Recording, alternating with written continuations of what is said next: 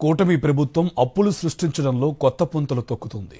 Visionary అంటూ డప్పు కొట్టుకుని చంద్రబాబు రాష్ట్రాన్ని ఎలా ముందుకు తీసుకువెళ్లాలో అర్థం కాక చతికిలు పడుతున్నారు. సంపద సృష్టి దేవుడెరుగు. అప్పులు సృష్టించలేక ఆపసోపాలు పడుతున్నారు ఏపీ సీఎం చంద్రబాబు. అప్పులు సృష్టించడం చేతకాకపోవడంతో ఏకంగా సలహాదారుణ్ణి పెట్టుకోవాలని నిర్ణయించడం ఇప్పుడు ఏపీ ప్రభుత్వ అధికారుల్లో చర్చనీయాంశంగా మారింది. తమ్ముడు, డబ్బులు వస్తే అన్ని మీకే ఇచ్చేస్తా. నేను సంపాదించేది కష్టపడి మీకోసరమే. సంపద సృష్టిస్తా, ఆ సంపద పేదవాళ్లకు పంచుతానే ఉంటా. అలు పెరగని పోరాటం చేస్తాం దీనికోసం. ఇందులో రాజీ లేదు.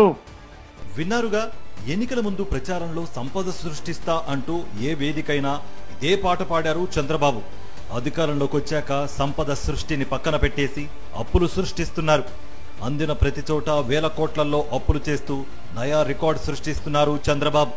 ఎన్నికల ముందు రాష్ట్రంలో మరో శ్రీలంక చేసేస్తున్నారంటూ ముసలి కన్నీరు కార్చేసిన చంద్రబాబు ఇప్పుడు ఆయన అన్న మాటలనే మరచి రాష్ట్రాన్ని అప్పుల కుప్పగా మార్చేస్తున్నారు. ఆంధ్రప్రదేశ్ రాష్ట్రం ఏర్పడినప్పటి నుంచి ఏ ముఖ్యమంత్రి చేయనన్ని అప్పులు 6 నెలల్లోనే చేసేసినా చంద్రబాబుకి ఇంకా అప్పుల దాహం తీరడం లేదు. ప్రజలకిచ్చిన హామీలు అమలు చేయకుండానే అప్పులు మాత్రం రికార్డు స్థాయిలో చేస్తోంది కూటమి సర్కారు. తాజాగా మరో 5,000 కోట్ల రూపాయల ఏపీఎండీసీ ద్వారా సేకరించాలని నిర్ణయించింది. ఏపీఎండీసీలోని పలు పనులు, ప్రాజెక్టుల కోసం ఈ 5,000 కోట్ల రూపాయలు అప్పులు చేయాలని నిర్ణయించింది. సర్కారు ఆలోచన చేసిన వెంటనే ఈ 5,000 కోట్ల అప్పులను ఏపీఎండీసీ సమీకరించుకునేందుకు రాష్ట్ర ప్రభుత్వం ఆమోదం తెలపడంతో పాటు అనుమతినిస్తూ ఉత్తర్వులు జారీ చేసింది.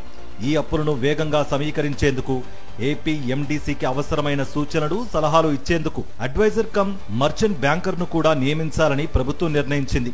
ఇందుకోసం 7 రోజుల వ్యవధిలోనే షార్ట్ టెండర్ను ఆహ్వానించి ఖరారు చేసే బాధ్యతలను ఏపీఎండీసీ మేనేజింగ్ డైరెక్టర్తో పాటు అధికారుల కమిటీకి అప్పగించింది. ఈ మేరకు గనుల శాఖ ముఖ్య కార్యదర్శి ముఖేష్ కుమార్ మీనా గురువారం ఉత్తర్వులు జారీ చేశారు. వివిధ కార్పొరేషన్ల పేరిట చంద్రబాబు ప్రభుత్వం ఇప్పటికే 9,000 కోట్ల రూపాయలు అప్పు చేసింది. ఇవేమీ చాలవన్నట్లు మినరల్ డెవలప్మెంట్ కార్పొరేషన్ ద్వారా 5,000 కోట్ల రూపాయలు అప్పు సమీకరించనుంది. అడ్వైజర్ కమ్ మర్చెంట్ బ్యాంకర్ను ఎంపిక చేసిన తర్వాత అప్పుల కోసం బాండ్ల జారీకి ప్రతిపాదనలు సిద్ధం చేస్తారు. ఒక్కో బాండ్ ధర ఎంత ఉండాలి, ఎంత కాల వ్యవధి ఉండాలి, ఎంత వడ్డీ చెల్లించాలి, ఎన్ని నెలలకోసారి చెల్లించాలి వంటి అన్ని అంశాలని ఈ అడ్వైజర్ కమ్ మర్చెంట్ బ్యాంకర్ సంస్థ నిర్ణయిస్తుంది.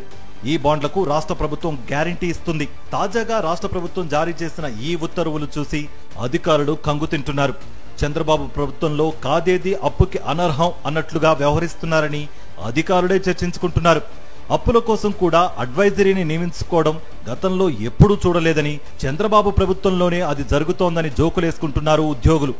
ఇప్పటికే చంద్రబాబు ప్రభుత్వం దారుణంగా అప్పులు చేస్తోంది. కూటమి ప్రభుత్వం ఇప్పటికే సెక్యూరిటీల వేలం, వివిధ మార్గాల ద్వారా 69,000 కోట్ల మేరకు అప్పులు చేసేసింది. ప్రతి మంగళవారం రిజర్వ్ బ్యాంకులో సెక్యూరిటీల వేలం కోసం ఇండెంట్ పెడుతోంది. మరోవైపు అమరావతి పేరుతో ప్రపంచ బ్యాంకు, ఏషియన్ డెవలప్మెంట్ బ్యాంక్, హడ్కో, జర్మనీకి చెందిన కేఎఫ్డబ్ల్యూ ఆర్థిక సంస్థల ద్వారా దాదాపు 31,000 కోట్ల రూపాయల అప్పులను సమీకరిస్తోంది. ఇలా సుమారు 1,00,000 కోట్లను అప్పు చేసేసిన చంద్రబాబు ప్రభుత్వం ఇంకా అప్పులు చేస్తూనే ఉంది.